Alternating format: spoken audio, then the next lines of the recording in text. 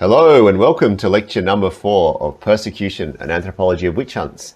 And this week the lecture is entitled Approaches to Magic, Witchcraft and Sorcery. I'm your lecturer, Dr Nick Herriman, anthropologist at Trobe University. In the previous lectures we got an idea of what we're talking about with magic. Now we need to understand how anthropologists account for its existence. Is it a survival of the past? Does it function to maintain individuals and their society? Does it provide explanations for the way things are in the world? Or is it closely tied up with modernity? These are the kinds of questions I want to answer in this lecture, and I also want to explain what anthropology can tell us about magic and particularly sorcery and witchcrafts. Now, two of the founders of modern anthropology were Fraser and Taylor.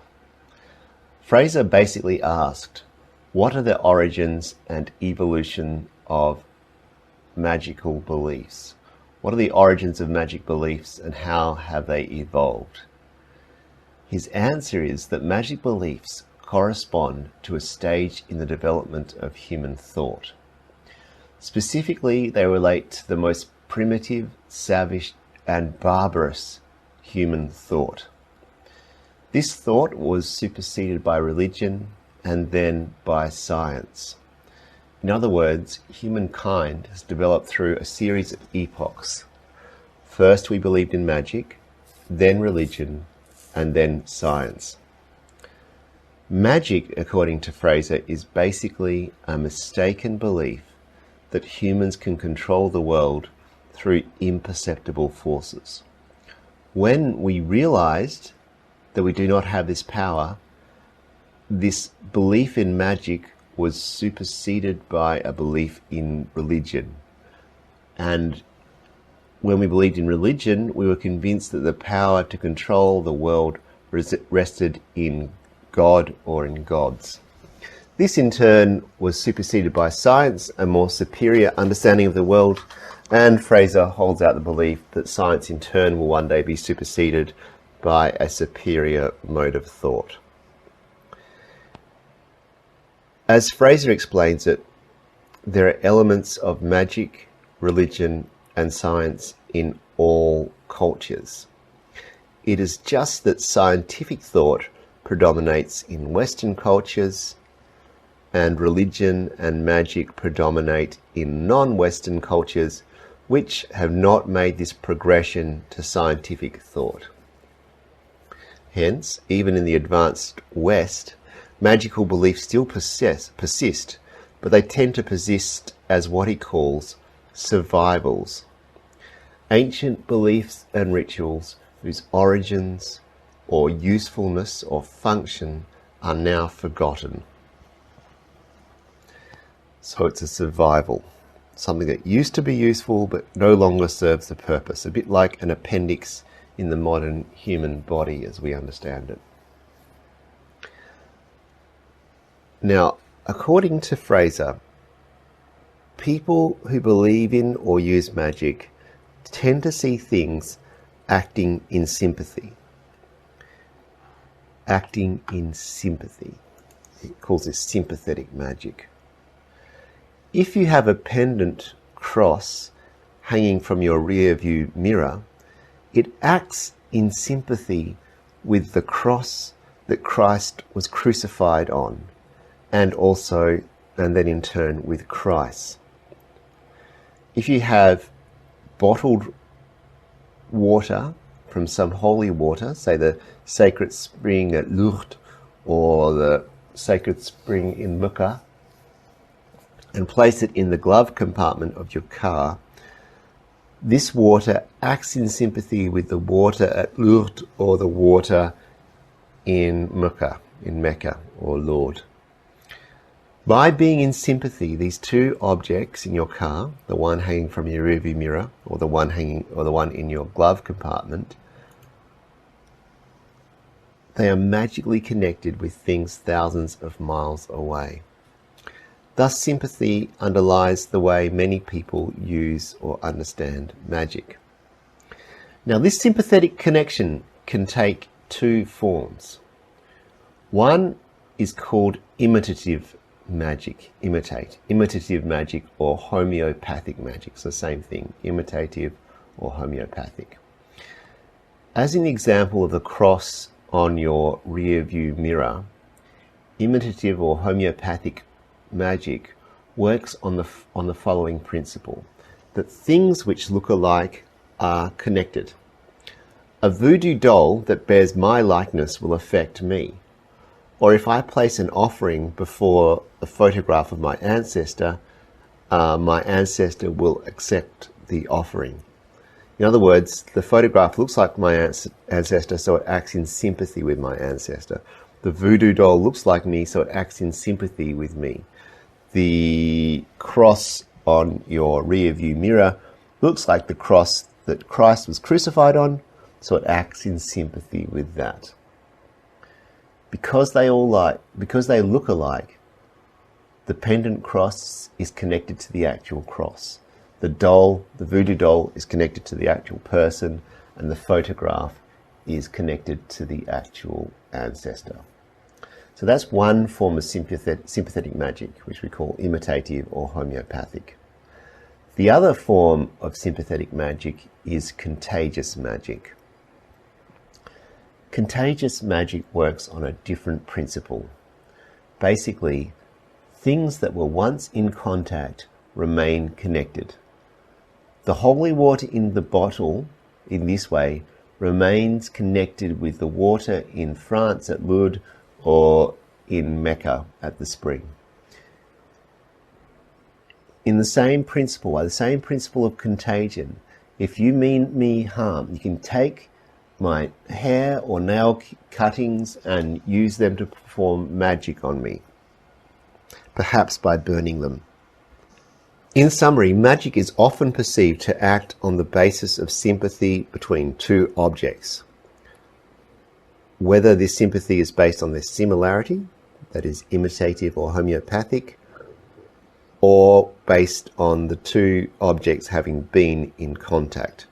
Now, as I mentioned before, in this way of understanding, let's call it the understanding of Fraser and Tyler, there is a progression of beliefs through human history, and some beliefs live on past their usefulness, past their use-by date, if you like. And this is the survival. And I'll give you some definitions of survival. According to Gouldner, the survival is regarded as a custom held to be unexplainable in terms of its existent consequences or utility, and which therefore had to be understood with reference to its consequences for social arrangements no longer present. To give you another definition, this one from Encyclopedia Britannica, is a phenomenon which originates under one set of conditions and persists in a period when those conditions no longer obtained. Tyler believed that seemingly irrational customs and beliefs such as peasant superstitions were vestiges of earlier rational practices. So an example of survival is the Christmas rituals. Unfortunately, the Bible doesn't tell us the exact date when Christ was born. But early Christians in Europe decided to take their pagan celebration of fire and plants and call it a celebration of Christ's birth. Fraser might argue, for example, that the ideas and rituals of pagan Europe survive in European Christmas, contemporary European Christmas. A green tree is worshipped, a pine tree is given pride of place in the house, for example, and fire is made because lights are put on it. In summary then, magical ways of thinking are primitive. They are based on the false idea of sympathy between objects, specifically that objects which look alike or which have been in contact remain connected. This crude way of thinking exists in all cultures, more in primitive cultures and less in advanced cultures. And these are the basic ideas that thinkers from this period provide us.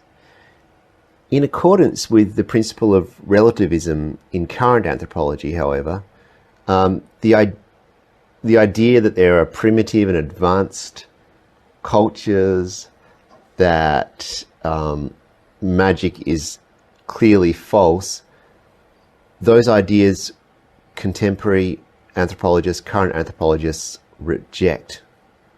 We don't see cultures as being primitive or advanced, and we don't say, oh, these beliefs are false and these beliefs are true, because of our relativist approach. But actually, this search for the origins and evolution of human culture, and particularly the concern with the primitive, only characterized anthropology up to World War I. In the interwar years, a very different approach predominated in anthropology, and that is functionalism. Functionalism dominated anthropology from around about, let's say, if we had to put round figures on it, 1920 to 1950 or 1960. The basic idea is that beliefs and practices exist and persist because they are part of a mechanism by which an orderly society maintains itself. So it's all about the maintenance of society or the individual.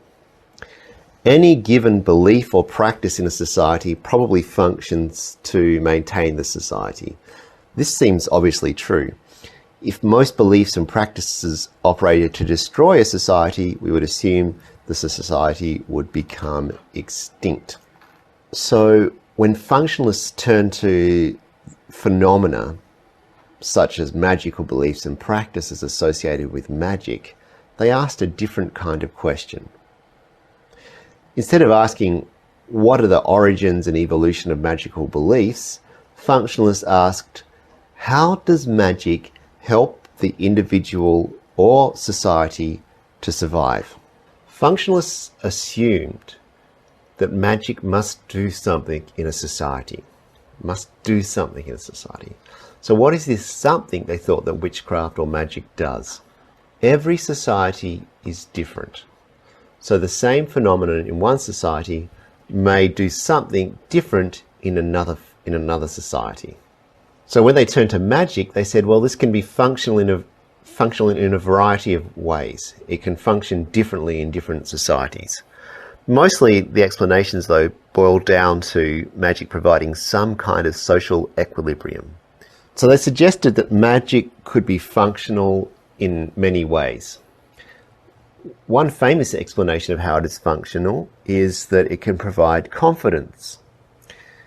According to Malinowski and Gemelch, magic provides a sense of control for activities in which there is a high chance of failure. In other words, in risky activities. Malinowski famously postulated that magic helps relieve anxiety.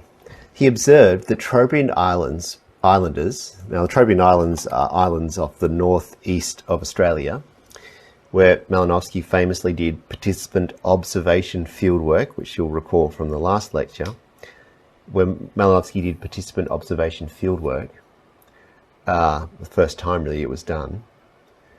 Now, he observed there that amongst the Trobriand Islanders, there is magic rituals for ocean-going boats. However, there's no magic for boats which cling to the safe waters of the lagoons around the island.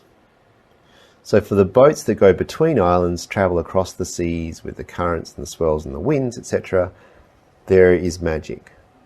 For the boats that go in the lagoon, which is only, let's say, chest or shoulder high at its deepest point and high tide, there is no magic. Now, why is this? He says because when boats are traveling between islands, there is a sense of the uncontrollable. You can't control the winds, swells, sharks, etc.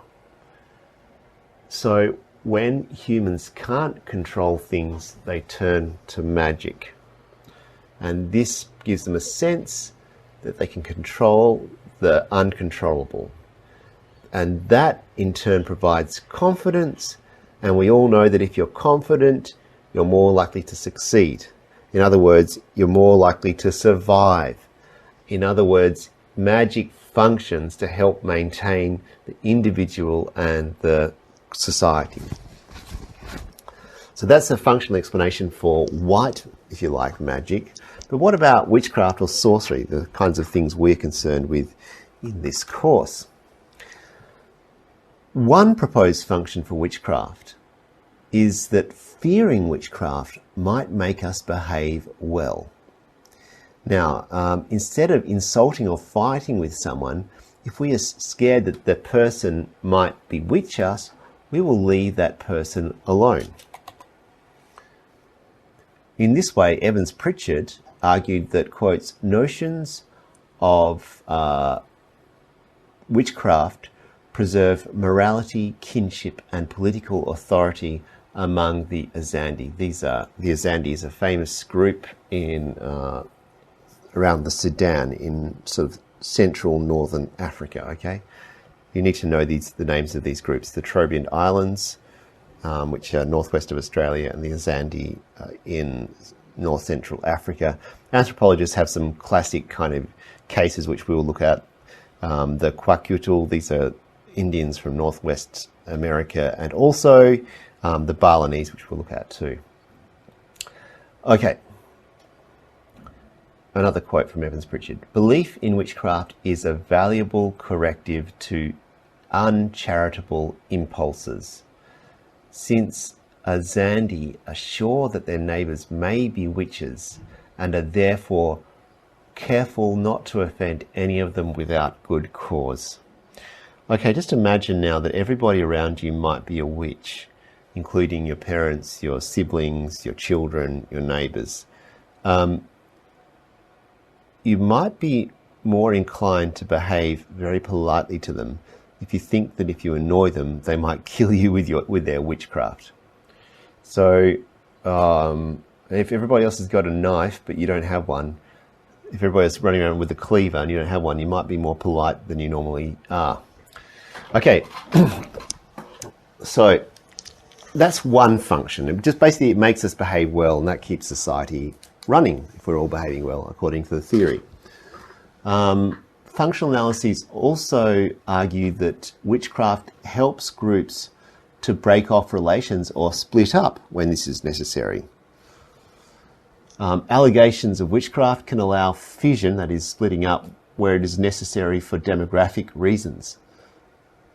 Vida, a famous ecological anthropologist, Vida reports that in parts of tribal Africa, people tend to move away from others because they are accused of being witches or because they fear witches in the groups. This allegedly operates to, quotes, maintain favourable land-human ratios. So the land's not overcrowded. Excuse me. And to prevent overpopulation within tribes. Taking a similarly ecological approach, Lindenbaum argues that sorcery helps maintain a uniform relationship between population and resources.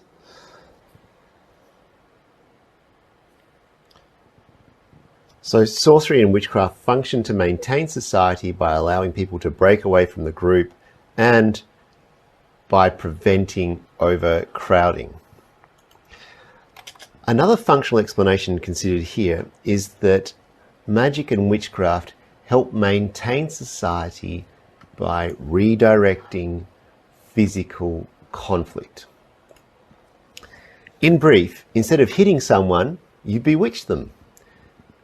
In other words, instead of punching someone, the person who self-identifies as a witch makes a spell against his enemies, not realizing that it doesn't hurt the enemies. When people think they bewitch someone, they get rid of their ill will without actually hurting anybody.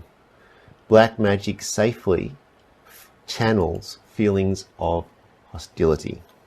One of the most famous examples of the functional approach is Clyde Kluckhohn, that is, psychoanalytical approach to Navajo witchcraft. The Navajos, you may know, are an indigenous group of North America, American Indians, if you like. His approach holds that childhood experiences and socialization cause traumas which result in hostility and fears when people grow up to be adults. The removal of war patterns by the whites in the late 1800s deprived an outlet for aggression. This meant that hostility was directed inward. Instead of manifesting as physical aggression and debilitating anxiety, the hostility and fear are safely channeled into hatred and fear of witches. So in other words, there's a lot of trauma associated with socialization and childhood. And this trauma normally would manifest in physical aggression and anxiety. Instead of manifesting that way, the Navajo fear and hate witches. In many cases, this hatred and fear is displaced onto witches who live in other groups. However, in some cases, it is displaced onto relatives who, hated and feared, are accused as witches.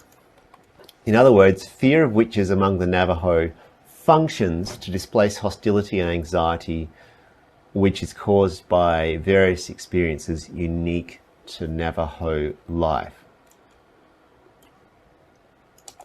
Moreover, Kluckern asserts, neurotic type personalities are much more likely to ascribe their maladies. If they say their misfortune was caused by a witch, this means they will get the attention that they crave. Thus, according to Kluckern, witchcraft helps maintain personal and social equilibrium among the Navajo. The problem with Kluckern's experience is that the Navajo end up killing each other for being witches. As Kluckern himself notes, the headman Big Water ordered the execution of his own brother under suspicion of being a witch. He also records that in 1884, the Navajo chief Manuelito brought about the execution of more than 40 witches. The fact that people do kill witches and sorcerers seems to run against the putative function of witchcraft and magical beliefs as described by Kluckern. Another functional explanation of magic, witchcraft and sorcery is that fear of magic can be used by people in authority to maintain control. Sorcery was used, for example, by chiefs in Vanuatu to keep people in line. And you can see more of this idea of social control in the work of Mary Douglas. Another functionalist explanation comes from Willis, who argues that an anti-sorcerer movement among the Fipa of Tanzania functioned to resolve generational conflict. Mayer argues that black magic helps protect a culture's belief system. Finally, anthropologists used to allude to psychological functions of witchcraft belief, like Kluckern. Morton Williams holds that since, quotes, witchcraft is impossible, the fear of witchcraft and activities to counter witchcraft must be symbolic, cultural expressions of hidden anxieties and psychic stress.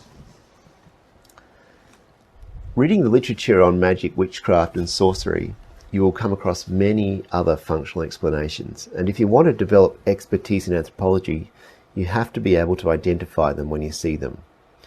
However, most anthropologists these days are highly critical of functionalism. For my mind, the problem with functionalism is not that explanations contrast with each other. I mean, we can see, according to functionalist explanations, that on the one hand, witchcraft makes people behave well with each other. On the other, it makes them break away from the group. Actually, this kind of contrast does not present too serious a problem for functionalists. Within the functional approach, we could comfortably argue that just as societies are different, so what is functional will be different in different societies. For my mind, one of the biggest problems with functionalism is that it can explain everything. Rather than being a good thing, most scholars are suspicious of something that can explain everything. A functionalist, for example, might look at a pink flamingo and say, "Oh, Being pink provides the flamingo with camouflage at sunrise and sunset when the sky is pink. The only problem is, how does being pink help camouflage the flamingo during the other 22 hours of the day? Another critique comes from a guy called McKnight. He looks at sorcery, at witchcraft amongst the Lardil. The Lardil are an Indigenous Australian group who live on Mornington Island. That's up in the north of Australia. Now, they're a physically aggressive group and they fight, quotes, a great deal. And for them, sorcery is just another means of attack. So Lardil men do not use sorcery instead of punching someone. They use sorcery in addition to punching someone.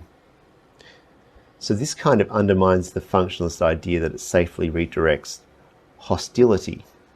Still, a functionalist might argue that instead of punching someone twice, the Lardil punch somebody only once. Or the functionalist can always go to the last fallback position, which is that indeed some phenomena are dysfunctional. They allow for dysfunctional phenomena. But actually, it was not logical challenges which saw the end of functionalism. That is to say, instead of asking what is the purpose or function of this phenomenon, by the 1960s, anthropologists started asking, what does this phenomenon mean? What does this phenomenon mean? And here we're getting into the question of theodicy. For anthropologists, theodicy refers to an explanation for why good and bad things happen. Theodicy answers questions, I should spell it, T-H-E-O-D-I-C-Y.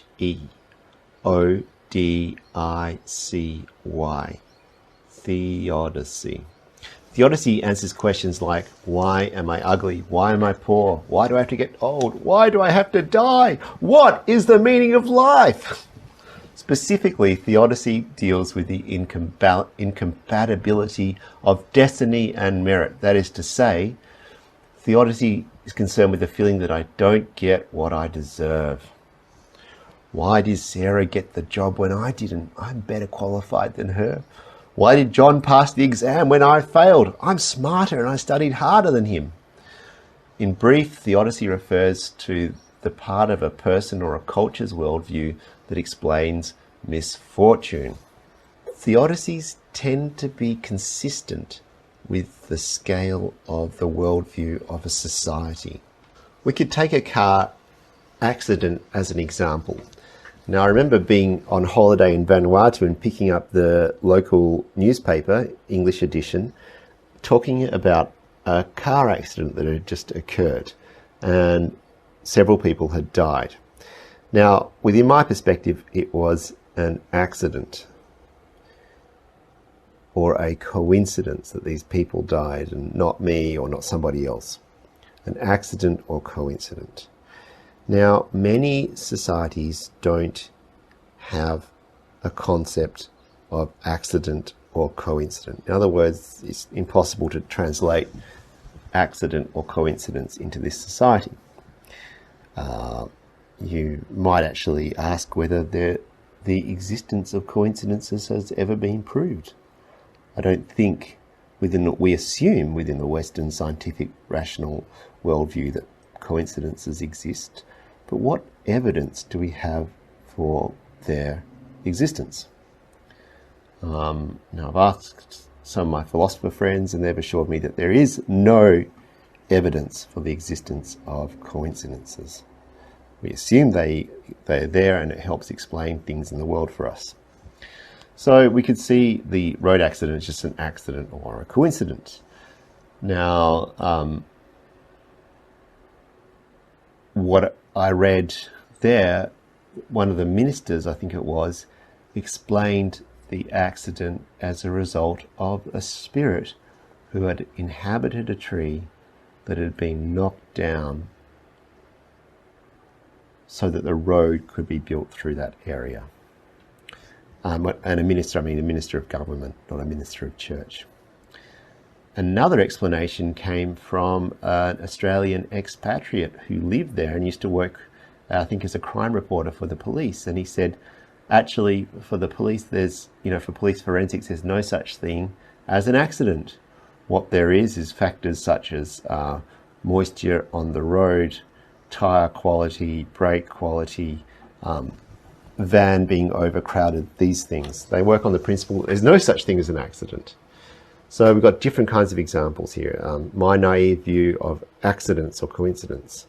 A Vanuatu idea of spirits in the tree. A police forensic idea of no such thing as accident. We could also add to this a kind of Judeo-Christian idea that the accident is God's will. For a Chinese person, it might be the result of an angry ancestor, while for the Azandi, it would probably be witchcraft. As an example of theodicy, we could take Evans Pritchard's famous example of a collapsing grain hut. A grain hut is a granary, okay, a granary, among the Azandi. And here I quote Evans Pritchard. An old granary collapses. We say that the granary collapsed because its supports were eaten away by termites. We also say that the people were sitting under it. I'll just stop for a second now from the quote. In the grain huts are normally not on the ground because you can imagine the grain inside the hut would start to rot if it was on the ground. So they're normally put on stilts, okay? Stilts or supports. And I'll return to Evans Pritchard and put on my very dodgy English accent so you know I'm quoting. Under it because they thought it would be a comfortable place to talk and work. In other words, we also say that people were sitting under it because they thought it would be a comfortable place to talk and work. This is because of people being under the granary, this is the cause of people being under the granary at the time it collapsed. To our minds, the only relationship between these two independently caused facts is their coincidence in time and space. Zandi philosophy can supply the missing link. It was due to the action of witchcraft. I'll read it again because it's a classic passage. An old granary collapses. We say that the granary collapsed because its supports were eaten away by termites. We also say that the people were sitting under it because they thought it would be a comfortable place to talk and work. This is the cause of people being under the granary at the time it collapsed. To our minds, the only relationship between these two independently caused facts is their coincidence in time and space. Zandi philosophy can supply the missing link. It was due to the action of witchcraft. The Azandi theodicy is that the grain hut collapsed on my brother or my cousin and not someone else because of witchcraft. A religious fundamentalist might say it was God's or the devil's will. An Ndimbu person or a Chinese person might say that it was angry ancestors. A scientist might point to the termites eating out the supports. But even if the scientist points to the termites eating out the supports, the Azandi agree. The Azandi agree with that. They agree that termites eat out the supports. They agree with the scientist on every point, except what the scientist cannot explain. Why was my brother who was sitting under there at the time it collapsed and not someone else? As Evans Pritchard explains, Zandi philosophy goes further than Western philosophy. It supplies the missing link. And in this way it provides a different explanation for perceived misfortune. It provides a theodicy. So that's an explanation. It actually comes from the 1930s, and for Evans Pritchard, some of his anthropology was subtly or implicitly functionalist. By the 1950s and 60s, these ideas are taken up by other anthropologists, which we'll look at later in the course.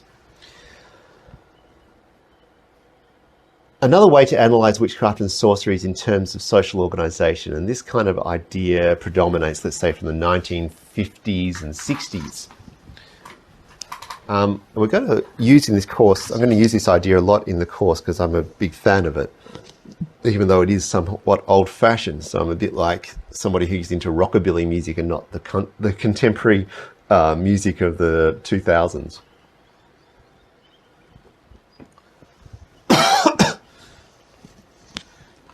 Theoretically, I'm a bit old-fashioned.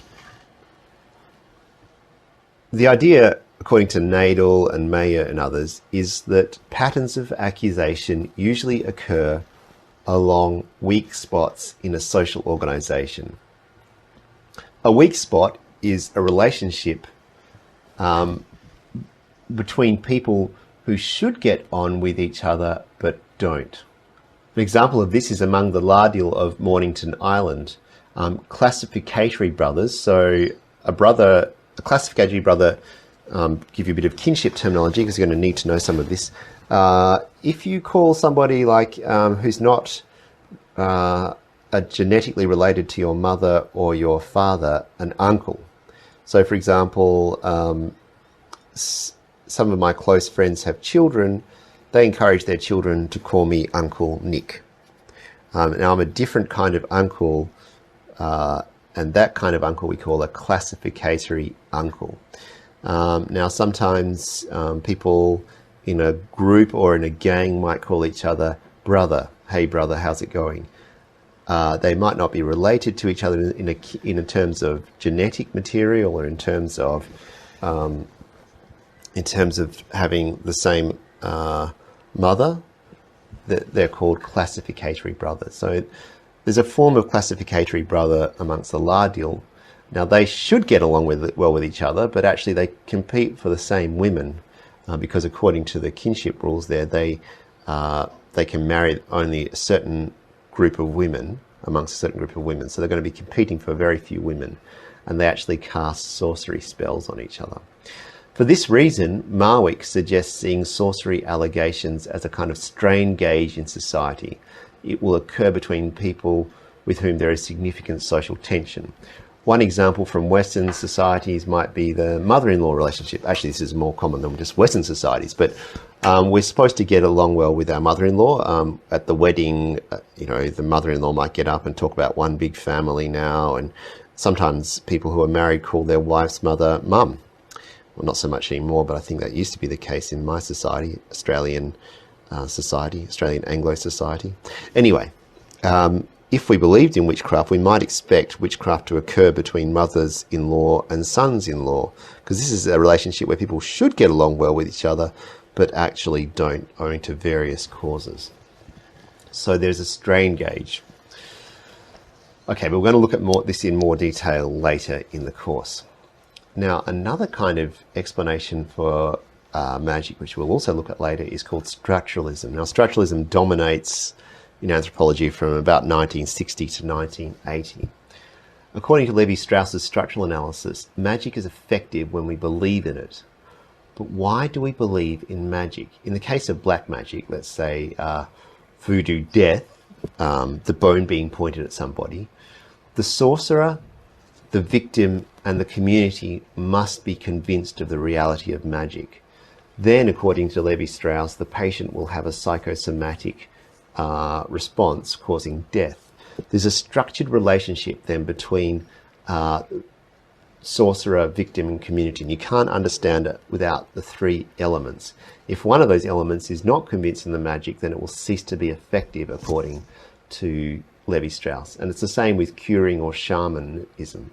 If the shaman, the sick person, and the public all accept the reality of magic, then the cure will be effective because the patient's body will respond. This kind of explanation actually is problematic for contemporary anthropology because Levi-Strauss is obviously assuming that magic isn't real, or you could say that. On the other hand, you might say, actually what Levi-Strauss is saying is that all magic or all curing isn't real, whether it's in Western society or in non-Western society. The only reason why we get better when we go and see a doctor is that I believe it, the doctor believes it, and the community around me believes in the doctor. Therefore, I get better. So that's a kind of structuralist approach. You need the three elements. Okay, now I want to look at another approach which we could call symbolic anthropology. Now, in this approach, we ask, what do beliefs and practices mean to the people of a society? Symbolic, otherwise known as interpretive anthropology, attempts to deeply understand the symbols of a culture, providing what is called a thick description. Yeats provides us an example of this in his analysis of the Barong Rangda ritual in Bali. Now, in this, one person wearing a fearful mask and costume plays the role of the Queen Witch Rangda. Another, also wearing a mask and costume, plays the clumsy, well-natured monster Barong. Now, Barong looks a bit like a Chinese dragon. A thin, as opposed to thick, description would hold that this is just a performance of a battle between good and evil played out in a village context. Villagers, according to this sort of thin description, villagers become involved in the performance, going into trance, stabbing themselves, but not harming themselves with magical knives. And that would be the end of it. A thick description, by contrast, starts from the perspective that the audience member has, quotes, a direct encounter with the two figures of Barong and Rangda. The villager, quotes, comes to know them, so far as he is concerned, as genuine realities. They, Barong and Rangda, are not representations of anything. Rather, they are presences. They are presences. And when villagers go into trance, they become themselves part of the realm in which those presences exist. Villagers thus engage, end quote. Villagers thus engage with symbols such as Rangda and Barong and magical and knives in a very deep and meaningful manner. Through this, they experience their image of the cosmic order and the way to live their lives as truly real. Now, we'll return to this a bit more later in the course. Another way of understanding magic, another theory, if you like, relates to post-modernity or modernity and capitalism. This is basically the idea that magic and witchcraft are appropriate in the global world.